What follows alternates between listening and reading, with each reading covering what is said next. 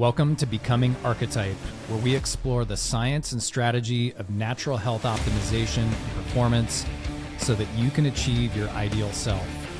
I am Dr. Ryan Sousley.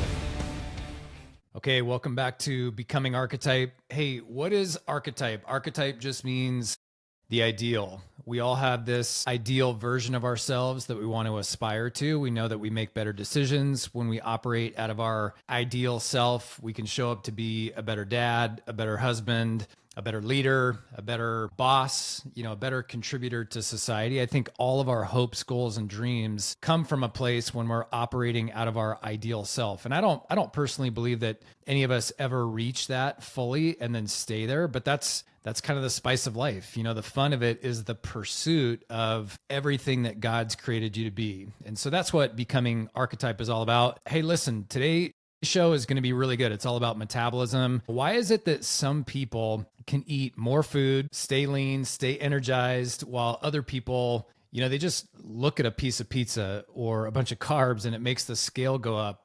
The problem is that most people think that metabolism is some kind of mysterious gift that you're either blessed with or you're cursed without. And that's not the truth. I mean, the truth is that your metabolism is not a lottery ticket. It's a muscle-driven engine that you can build, fuel, and protect. And so in today's episode, I'm going to show you why muscle is the ultimate metabolic engine, how it drives fat loss, how it drives longevity. And I'm also going to give you really practical action steps that you can take to build your metabolism that actually lasts. So many people do these yo-yo diets, like they'll get on this really strict regimen for their diet or this really strict eating plan or even an exercise plan. They'll lose a bunch of weight, they'll get fit, they'll feel great. And then, it's just not sustainable. And people always ask me, like, what's the best diet? What's the best exercise regimen? And my answer is always, it's the one that you'll actually continue to do. It's the one that you're committed to. If you can't see yourself doing this thing, whatever this thing is, 10 years from now, then you probably shouldn't start it right now, because what's the point? Like, if you're just going to do it for a season and then you're going to stop because it's not sustainable, it's probably not something that you should start in the first place. Now, I do think there's a time and a place to maybe ramp up the engines a little bit. It's kind of like I played sports my whole life. I played football all the way through college. There was a season where we did 2-a-days, but you can't do 2-a-days forever. So maybe you need to do 2-a-days, so to speak, metaphorically, for a couple of weeks or a month, maybe 3 months, just to kind of rev the engines up to build some momentum. But ultimately, metabolism isn't something that should be painful. Metabolic health shouldn't be painful the rest of your life. There are ways that you can live a metabolically healthy lifestyle so that you can be fit, you can have the body that you want, you can have lots of energy, you can do the things that you want to be able to do so that you can serve the purpose that you're created for. So we're going to dive into that. Hey, before we do, if you like this show, if you get value out of it, do me a big favor and just subscribe to it. It's how we reach more people, more people just like you that are high performers. They want to show up as their best self for their family, for the people that they work for or work with, or maybe you're in charge of a bunch of people. Maybe you own a business. Maybe you're a pastor. We all want to show up as our best self. And the way that we can reach more people is if you hit that subscribe button. So let's jump in. So section number 1 is all about the science of metabolism. So I think it's important that people understand what metabolism is and what it isn't. And simply put, your metabolism is like your body's operating budget. How much energy it spends to keep you alive and keep you moving. When you have a financial budget, if you have a surplus or you have at least enough money in the bank, you can do all the things that you want to do. If you don't, then you don't, right?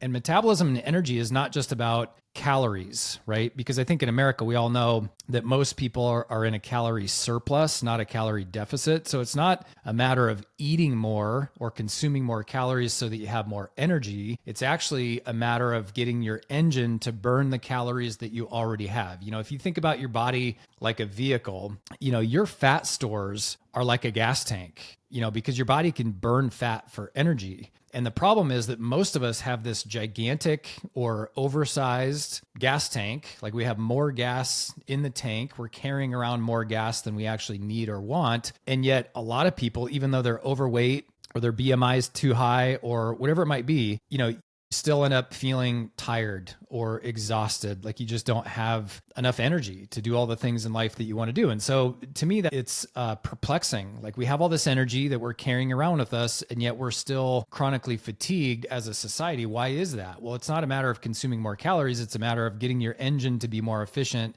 at burning the calories that you already have. And the way that you do that is by training it. And you can train it by the foods you eat, metabolically healthy foods, and also by building a bigger engine. And that's primarily what we're going to talk about today, because that engine comes from muscle in your body. Research shows that 60 to 70% of daily calorie burn comes from your basal metabolic rate. What is that? Well, it's your biggest metabolic driver. And where that comes from is lean muscle tissue. No, it's not bones, it's not connective tissue, it's not neurological tissue, it's not fat. Your muscle is what burns fuel. That's why you're hungry after you exercise, right? And so, fat, again, another analogy is fat's like the storage space in your garage. It just sits there. Whereas muscle is like the engine in your car, and it determines how fast, how powerful, and how efficient your machine can actually run. A lot of people think that in order to have a faster metabolism, you just have to do more cardio. Like maybe I'll just go running more often, or I'll cycle, or I'll swim. And I love all those things. I mean, after college sports, I get into triathlons and endurance racing, and I did get lean. In fact, 2 years ago, I did a little study on myself. I was really meticulous about tracking my nutrition and my workouts and my body composition, everything from weight to muscle mass to fat mass, hydration levels, all those things. And I did an Ironman 2 years ago. It was my best time I've ever had. And I lost about 15 pounds. So I got really, really lean, and I was tired all the time. I was, even though I was in really good shape, so to speak, I could run forever. I could cycle forever. I could swim a long time. I was training a lot, but I lost a lot of muscle mass. And so because of that, metabolically, I wasn't nearly as healthy. And so I was tired all the time. And it wasn't just that I was tired because I was training a lot. I was tired because I shrank my metabolic engine, if you will, because I lost a lot of lean muscle mass. And so that's why I think it's, just as a side note, I think it's really important. If you're going to do, or you enjoy doing long distance cardio, great. I think it's amazing. Long distance cardio, though, is a terrible way to lose weight. It's a terrible way to balance hormones, to increase metabolic efficiency, to build your metabolic engine, so to speak. Because again, if you're not balancing it out with consistent strength training, and you're not being mindful of your muscle composition or your muscle mass, then your metabolism is actually going to get weaker. It's going to slow down. And it actually makes sense, because when you do a lot of cardiovascular exercise, like long distance exercise, you're training your body to slow down the rate at which it consumes calories, right? I mean, think about that. Like when you're running in a marathon, a marathon takes anywhere from 3 to 5 hours, typically, depending on, how good you are. But for me, and so you're not able to consume nearly enough calories while you're training. And so your body actually gets trained to burn calories slower. Whereas like when you're doing strength training, like when you're lifting weights, your muscles need a lot of energy really quickly to get that weight up. And so when you do more strength training, number one, you train your metabolism to work more efficiently and more quickly. But number two, as you build more lean muscle mass in your body, that muscle mass requires more energy just to sustain and just to operate versus every other tissue in your body. So, after I did the Ironman a couple of years ago, I was tired all the time. I'd lost about 10 or 15 pounds of lean muscle mass. And so for the next 6 months, I kept doing a little bit of cardio just to maintain some of my cardio fitness, but I worked really, really hard to just put on a bunch of lean muscle mass. And so I actually gained about 20 pounds of lean muscle mass over the course of the next 6 months. And it may not have all been muscle, because I probably just lost a lot of body weight overall doing all that endurance training. But I can tell you, 6 months later, I felt better than I ever had. I mean, I was at like 8 or 9% body fat, still good cardiovascular fitness. I was about 205 pounds at the time. And my energy levels were through the roof. And I was training about a third as much as I was when I was training for Ironman.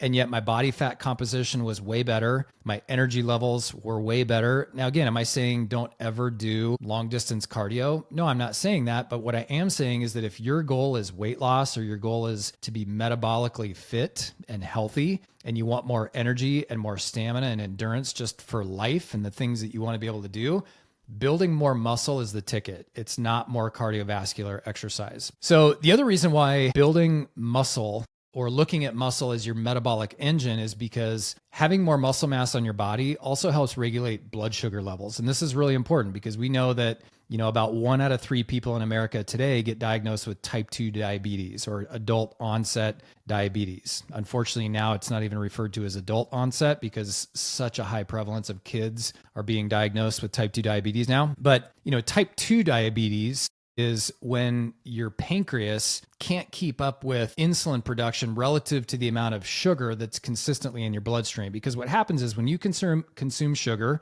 which carbohydrates turn to sugar, doesn't mean all sugars or all carbs are bad, but we know that carbohydrates turn to sugar in the body. And in response, because you can only have so much sugar in your bloodstream at any given time, otherwise you go into a hyperglycemic shock or hyperglycemic coma, and it can actually kill you. So your body's intelligently designed to be able to handle that sugar, even if you eat a lot of it. And most Americans eat way too much of it. And so in response, what your body does is your pancreas secretes insulin. And you probably already know this, but insulin is what shuttles sugar out of the blood and into the cells. And a lot of that sugar gets put into the liver, but the vast majority of it gets put into muscles. And so when you have more muscle, your body can absorb, metabolize, and get rid of or utilize sugar more efficiently. So about 70 to 80% of glucose metabolism happens in your muscle. And so what that means is the more muscle you have, the better blood sugar level stabilization that you have, better insulin sensitivity. Because again, that's what type 2 diabetes is. It's when you burn out your pancreas's ability to adapt to and respond with producing enough insulin to cope with the amount of sugar that's in your body. So it's called insulin sensitivity. People that are type 2 diabetic are insulin insensitive, meaning you eat a lot of sugar and your body basically just throws up its hands and it's like, I can't keep up, so I got a lot of sugar in my body. Well, a lot of sugar in your blood turns into type 2 diabetes, which eventually can kill you, right? So we know it's a very dangerous condition. So if you have more muscle, your insulin sensitivity goes up, which means your body can be more responsive to the sugar that you do consume. So having more muscle is a great way to do that. The other way, just as a side note, to become more insulin sensitive is to not eat as much sugar. Don't consume as much carbohydrates. The average American consumes about 55 to 65% of their daily calories in the form of carbohydrates. And unfortunately, most people aren't eating whole grains, ancient grains, getting their carbs from things like blueberries and vegetables. They're getting their carbohydrates from McDonald's or from Starbucks or energy drinks or whatever it might be. But the point is, if you want to become more insulin sensitive and radically reduce your risk of developing type 2 diabetes and all the different ailments that come along with it, like neuropathy in your feet and fatigue and all these things, then build your metabolic engine. That's number one, increase the amount of muscle that you have in your body. And then number two is reduce the number of carbohydrates or the percentage of calories that you're getting from carbs every day, at least for a season, because it'll make your pancreas and your body more receptive and more sensitive to the sugar that you do eat, right? There's actually a study done in the Journal of Clinical Endocrinology and Metabolism that showed that higher muscle mass was linked to lower diabetes risk. And it's for all the reasons that we already went over. In terms of longevity, the other reason why building muscle as your metabolic engine is so important, just in terms of living longer, and it's interesting because I talk to patients all the time. In fact, every year we do this workshop called Living to 100. And it's probably the most difficult workshop to get people to. It always blows my mind because it's like, you don't want to live to 100. You'd rather die early. You know that our bodies are designed to last 100 to 110 to 120 years. And yet the sentiment is, well, I don't want to live that long. And it's like, why not? And because people just equate old age to being sick and suffering and being on medications and spending the last 10 to 20 years in a nursing home. Listen, that's not the way that God designed our bodies. That's not the way that the last quarter of our life is supposed to go. Unfortunately, that's the way it goes for most Americans today. But there is something that you can do about it. My point is, living longer should be an aspiration. It shouldn't be a dread. And so the British Medical Journal did a study, and they found that there's a strong correlation between grip strength and predicted mortality, even better than blood pressure. So like a lot of people think that high blood pressure is a bad thing and that it's going to kill you. And I'm not saying it's a good thing. If your blood pressure is high, definitely need to do something about that and figure out what the cause is instead of just taking a medication and crossing your fingers. But the point is that everybody, societally, we're kind of collectively aware that high blood sugar is a risk factor for early death for whatever reason, whether it's heart attack, stroke, whatever. But grip strength, according to the British Medical Journal, grip strength is actually a better predictor of early mortality, meaning early death, compared to blood pressure. And why is that? It's not because there's some kind of magic that happens when you have really strong hands, but it's a proxy to the strength that the rest of your body has. So what I'm not saying is that you should run out and grab a grip strength tool to put in the glove box of your truck and then drive around and do grip strength exercises as you're driving to and from places all day long. I'm only saying that because I actually have one in my center console, and my kids make fun of me because as we get in the car, drive to practice and stuff, I'm sitting there squeezing this grip strength thing. I'm not doing it for longevity necessarily. I'm doing it because I think there is a lot of value in having grip strength, especially as we age. Because the muscles in your hands are so small, they're also some of the quickest to atrophy. And then if you don't have good grip strength, you just can't operate in life. So my point is that as a proxy, muscle mass and muscle composition is a better predictor of early death or longevity, even compared to something that societally we all understand and appreciate, which is blood pressure. Again, blood pressure is important, but muscle composition, grip strength might be more important. So think about this, muscle is like your retirement account. The key to investing is compound interest. And so investing $5 a month at 20 years old is going to be much more financially productive versus, investing $1,000 a month when you're 65 years old, because you don't have all of that time to leverage and capitalize on the compound interest. Again, if you're already 65 and you're listening to this and you're like, dang it, am I a lost cause? The answer is no.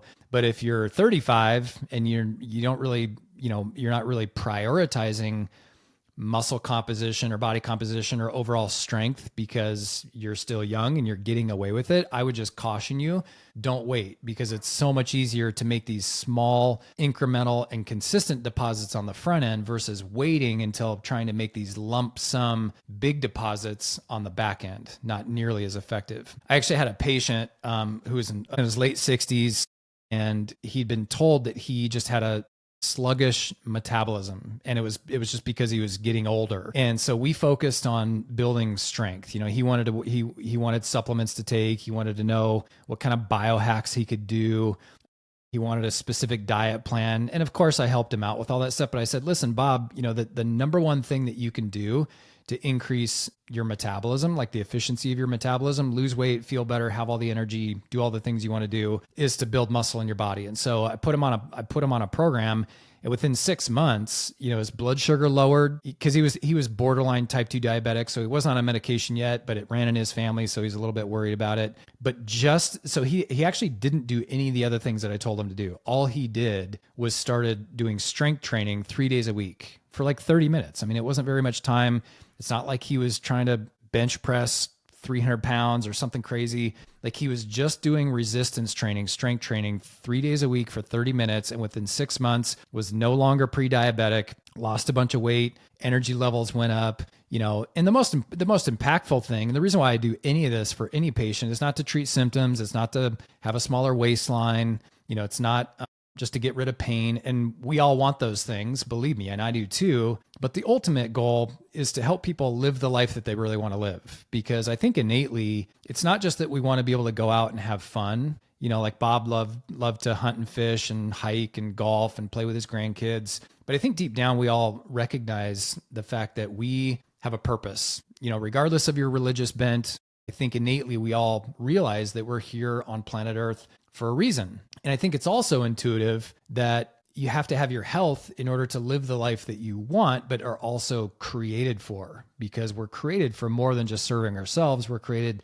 to serve other people and to make an impact and make other people's lives, that much better. When you don't have your health, it's very difficult to do that. So Bob followed these steps, got some great outcomes. And the reason why I tell Bob's story is, a lot of times when we talk about these health principles, they sound too simple to be that effective, right? Like people are like now more than ever. And I think it's because of big pharma. It's because of the, medical world that exists now, that we want to propagate this idea that in order to fix anything, a drug is at the top of the food chain. It's the most effective. It's gonna do the job better than anything else. And it's just not true. A drug merely covers symptoms. Even a lot of these weight loss drugs that have come out over they've just exploded. If you've been alive, you know what I'm talking about. Drugs like Ozempic and Wegovy and Roe. I'm not saying there's never a time and a place for those, but even still,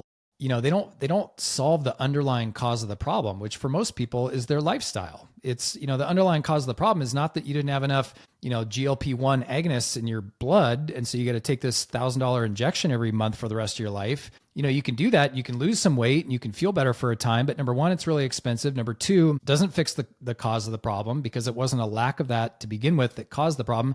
And then number three is there are side effects, and all you got to do is Google side effects of GLP-1 agonists. And I mean, it's pretty eye-opening. And again, I'm not picking on people if you do that or have done that. And I'm not even saying that there's not a specific situation that might warrant that for a short period of time. What I am saying is, if you truly want to experience optimal health and well-being and longevity, you've got to get to the root source cause of the problem. And, relative to metabolism, like we're talking about today, relative to metabolism, the number one thing that you can do to move the needle, so to speak, is to increase muscle mass on your body. So why do most people fail at boosting their metabolism? And maybe this is you. Maybe you've tried, in fact, I think the average American has tried like 6 or 7 diets. The average American's tried different weight loss programs and exercise routines. They've hired a trainer. They've done this program. They bought this book, whatever. And that's all great. I think there's value in all of that. But why do most people fail at boosting their metabolism, not just in the short term, but metabolism that lasts? And a lot of times it's because of crash diets. These crash diets that radically reduce calories, and they cut calories by 50% or 75%. It will work, because back to the bank account thing, like if you have a lot less calories than you're burning, then you're going to be at a deficit. You're going to be in a caloric deficit, which means you're going to lose weight. The problem is if you do that for too long, you're also going to start to build up your muscle you're going to burn up your muscle. And so you will lose weight. But a lot of people that lose a lot of weight, especially really quickly, just by doing these extreme calorie restriction diets, they feel awful. Like we had a patient who came in probably about 5 years ago, and she was very overweight at the time, but she said, listen, I did this program in the past and I lost over 100 pounds over the course of a year. And one of my questions to patients is always like, hey, what have you done in the past? Did you get good results? If they got good results, my next question is, well, why don't you just go do that again, right? Because if it worked, like, I want to help you, of course, and I'm glad you're here. But if you went to someone else or you did some other thing and it was effective, like, why are you here now? And she said, well, I lost the weight, but I felt awful. Like I had no energy. I had no strength. I looked better in my clothes, but I didn't feel like I could go do anything because I felt horrible. And it was because she had also burned up a lot of her muscle mass. And so, again, and it's not a sustainable thing. Like she wasn't going to continue to do that for the rest of her life. And so unfortunately, like so many people, in fact, I think it's like 65 or 70% of people that do crash diets, not only do the results not last and they go back to where they were when they started, but they actually rebound up even higher than they started because they're so frustrated and fed up with, the routine. And so they're like, just to heck with it. I'm just going to go back to doing whatever I want to do. And they kind of just throw the baby out with the bathwater. So that's one of the main reasons why a lot of people fail with crash diets. It's kind of like trying to save money by quitting your job. Expenses go down for sure, but so does your income. And so eventually you end up broke. And when it comes to energy and metabolism, the same thing happens with these crash diets. There's also this thing called the cardio only trap.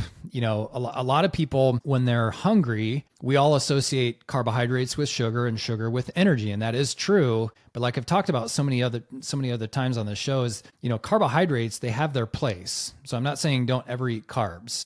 If you're more active, you can get away with, and you probably need more carbohydrates than someone that's sedentary. However, carbohydrates are a fast acting fuel. They're kind of like throwing kindling on a fire. They'll get the fire going really hot, really quick, but they burn out really quick too. And so a lot of people, they're tired or fatigued. So they go grab something sugary, whether it's an energy drink or a frappuccino from Starbucks that has way more sugar than caffeine. So if you're like, oh, I need caffeine, I'm going to go grab a 1,500 calorie frappuccino, you're getting energy from the sugar, not from the caffeine. And so, they go do that, or they go grab some kind of bar or candy or whatever it might be, and they have this little spike of energy. And so it's like, oh, it worked. And then an hour or two later, they hit this crash because the kindling burned out and they don't have any sustainable energy on board, or their metabolism pathways are broken, which we'll talk about in a minute. And then, so what do? Well, their brain gets trained to think energy requires sugar. Sugar provides energy. I just need more sugar. And so 1 to 2 hours later, what do? They go do the same exact thing. And then before you know it, they're consuming, 60 to 70% of their calories every day in the form of sugar. And you end up type 2 diabetic, overweight, fatigued, no energy, metabolism's broken, hormone balance is off, and you're miserable. So you can't do that either, right? So the solution is, when you're hungry, number one, if you can just wait it out, right? Like if you're over 10% body fat, you should easily be able to go 48 hours, any major dips in energy. Now, that doesn't mean that you're not going to have an hour or two where you're really hungry, but your body is not really hungry. What's happening is your brain is hungry because you've conditioned it to feel like you need to eat something continually in order to have energy. But again, if you're over 10% body fat, you've got plenty of energy in the form of fat in the gas tank. You're just hungry because you've either trained your brain to eat all the time, or, and probably equally as relevant and important, is that your metabolism has been trained not, it's inefficient. Your metabolism pathways are broken. You're metabolically stuck instead of being metabolically flexible, which, by the way, metabolic flexibility is where we want to be. It's where your metabolism has the ability to burn both types of fuel, carbohydrates and fat. Think about like if you had an engine that could burn diesel and regular gasoline. That's what being metabolically flexible is like, because, when we eat carbohydrates, it's like gasoline, but when we eat fat, or we have fat on our body, it's like diesel. It's a lot slower burning. It doesn't give you that quick spark, but it's longer lasting. Yeah, and then the next thing is, sleep and recovery. And a lot of people just way undervalue sleep and recovery relative to metabolism specifically. I think everybody knows that if you want to feel better, you want to be more mentally alert, you want to have better energy, that you should get a good night's sleep. But the reality is that when you don't get good sleep, and this is where a lot of people get frustrated, because they're like, man, I sleep on average like 8-9 hours a night. And even if I sleep in for like 10 hours, I'm still tired. Like, what the heck? And the reality is that you're probably not getting good sleep. Like, you might be getting enough sleep in terms of hours, but you're probably not getting good sleep. And it's probably because either your metabolism's too ramped up, or you're stressed out.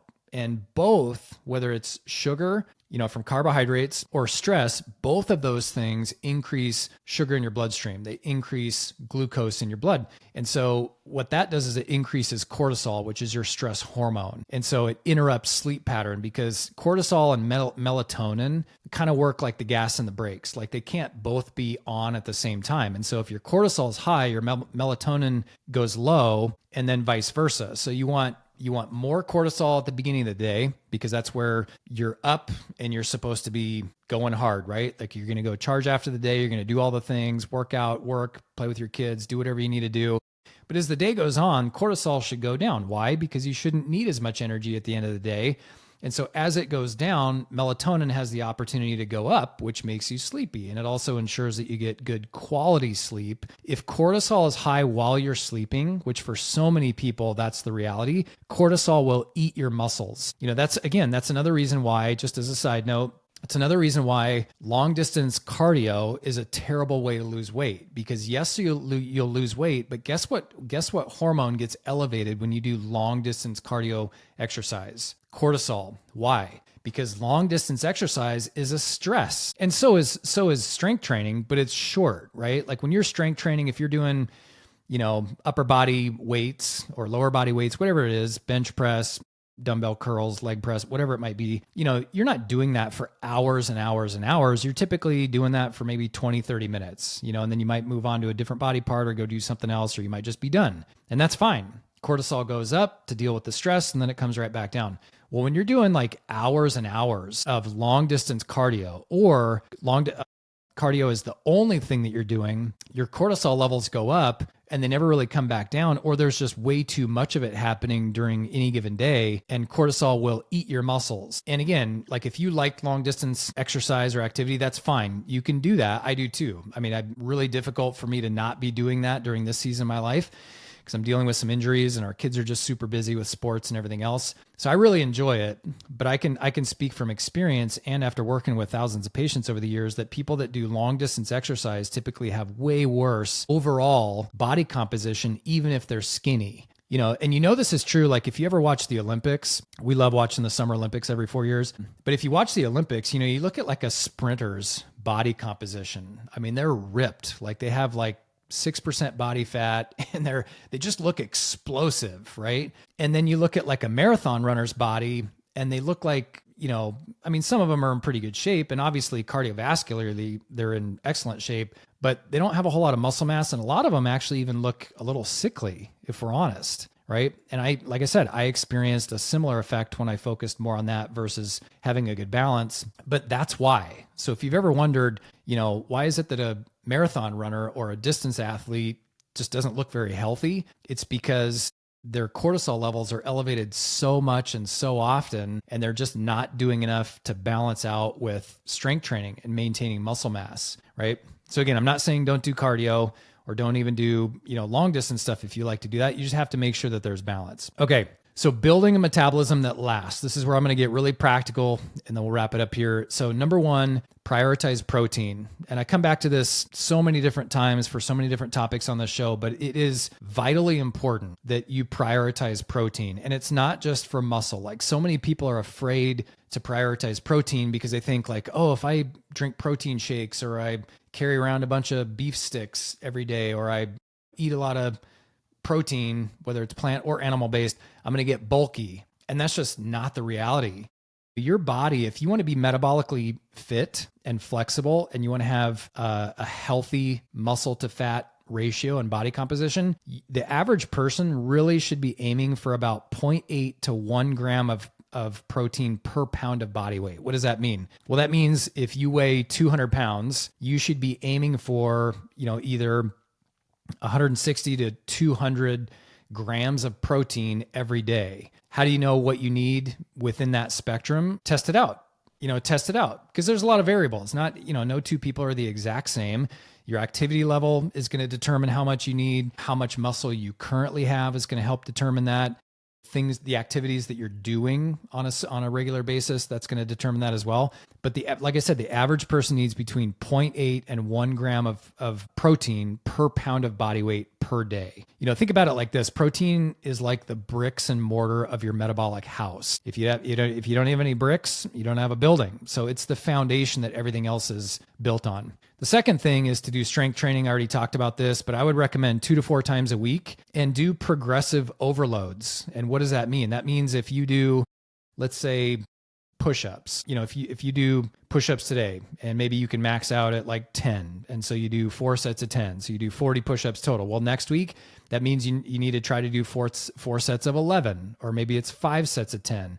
Progressive overload just means that you're doing more than you did the last week. And the reason why that's important is your muscles adapt, so if you're always doing the same weight and the same movements and the same reps and the same sets and everything else, like you will get fit to a point and then you'll stay there. So if you want to continue to get more fit, you've got to do progressive overload, which just means you do a little bit more, whether it's the number or the resistance. Okay. So that's strength training. Next one is sleep and recovery. So, this is kind of a topic in and of itself, but you have to be getting between 7 and 8 hours of quality sleep every day, because if you don't, it's not just about feeling refreshed the next day. But again, if you're not getting quality sleep, it means your cortisol levels are too high. Cortisol eats muscle while you sleep, which means you're going to break down more muscle. Your metabolic engine's going to get smaller.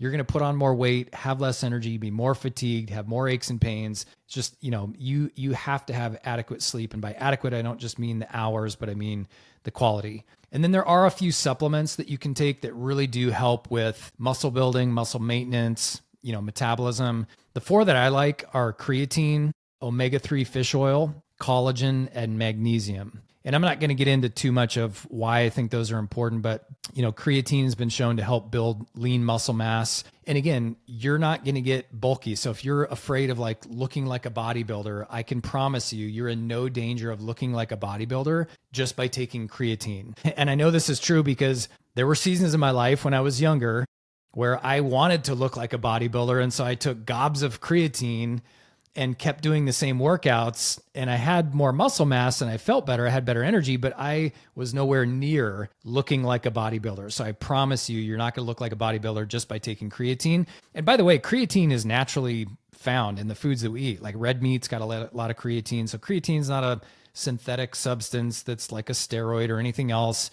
Do some research on it. It's very natural. In fact, all of the people that I respect and listen to, that I get my information from, that I continue my education through, it's a pretty safe consensus that creatine is probably, in terms of metabolic health and fitness, creatine is probably the most effective and yet least expensive supplement that you can take. I mean, for a really high quality pure creatine monohydrate, which is the version that I would recommend, you're probably looking at $20 a month, maybe $25 a month for a really high quality one. So you're talking about less than $1 a day. And I can promise you that if you take between 3 and 5 grams of creatine monohydrate per day, you will feel a difference within 2 to 4 weeks. You'll feel a difference in energy and strength and stamina.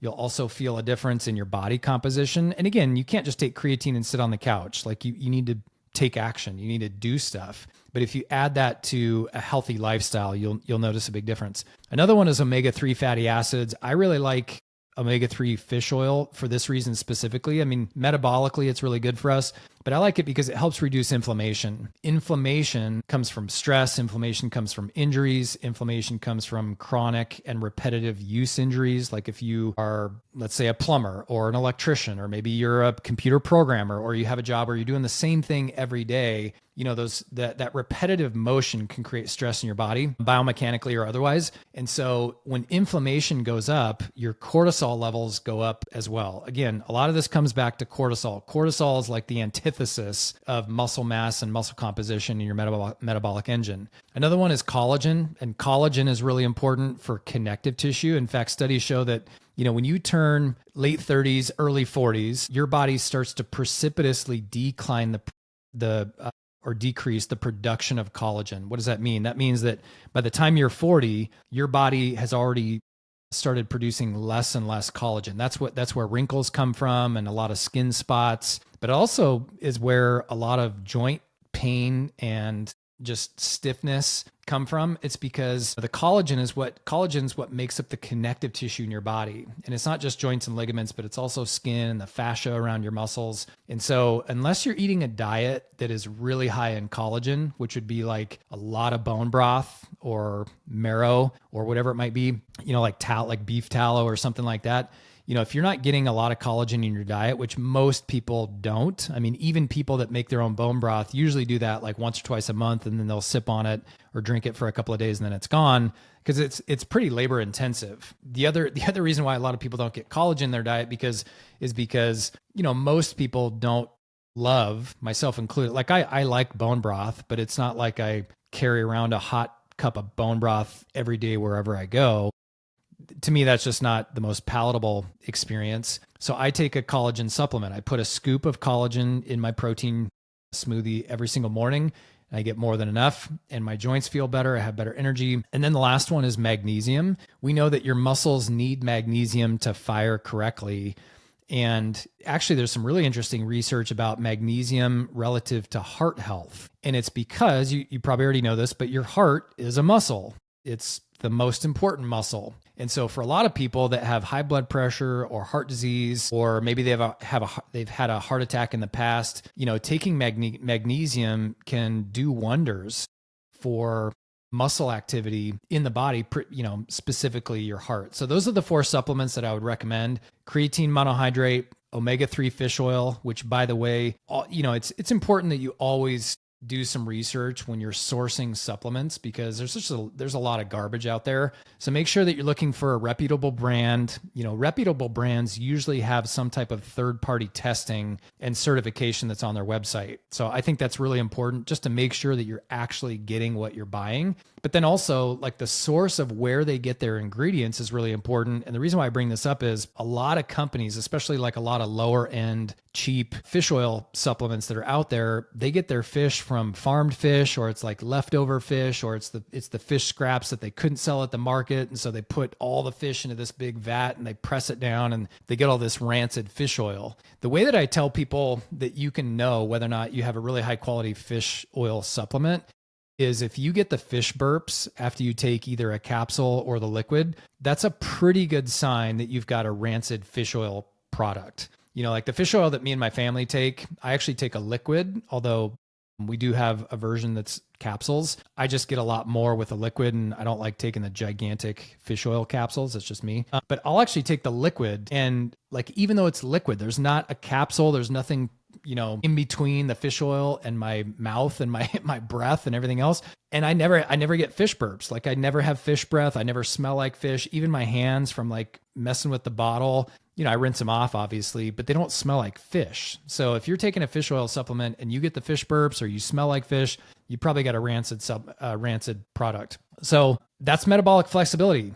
So we talked today about building a metabolism that lasts. And again, this is important because it's not just about looking better in your clothes, having a smaller waistline, or anything else. It's about having the ability to do what you want to be able to do in life. We all have a purpose, but you have to have your health to serve that purpose. And unfortunately, the vast majority of Americans today are metabolically unhealthy. I mean, that's why over 50% of us are overweight. And I think it's like 35% of us are even obese. And so that's a sign that you're metabolically unhealthy. And again, I'm not picking on you if that's you. I'm just trying to give you action steps that actually help you so that you can be the ideal version of yourself, so that you can live the life that you really want to live. Hey, remember that muscle isn't just about looks. It's about your metabolic engine. It's about blood sugar regulation. When you increase the size of your metabolic engine by increasing the amount of muscle that you have on your body, it's not just about strength or looking good or losing weight. It's about living longer. And it's about, everything in your body improves because your metabolism is part of every function of your body. Your brain cells have a metabolism, your bones have a metabolism, your cardiovascular system has a metabolism, because metabolism really just means the generation of energy and the utilization of energy. And so in order for you to stay alive, all of your cells have to be metabolically active. So listen, if today's episode gave you a new perspective on metabolism, the best way that you can support the show is by leaving us a review. So wherever you listen to this, do me a favor. If you like today's episode, just leave us a review. If there are certain topics that you want to learn more about, if you have a critique of the show, I actually look at the comments. And so you're not going to hurt my feelings. My vision is to give you as much value as possible so that you can live a better life and become more of who you were created to be. And so if you have ideas or thoughts or requests, let me know, and I'll do my best to make that happen. So this is how you become archetype. You do that by taking back control of your health, moving closer to the ideal version of yourself, one step at a time. Thanks for listening. I'll see you next time.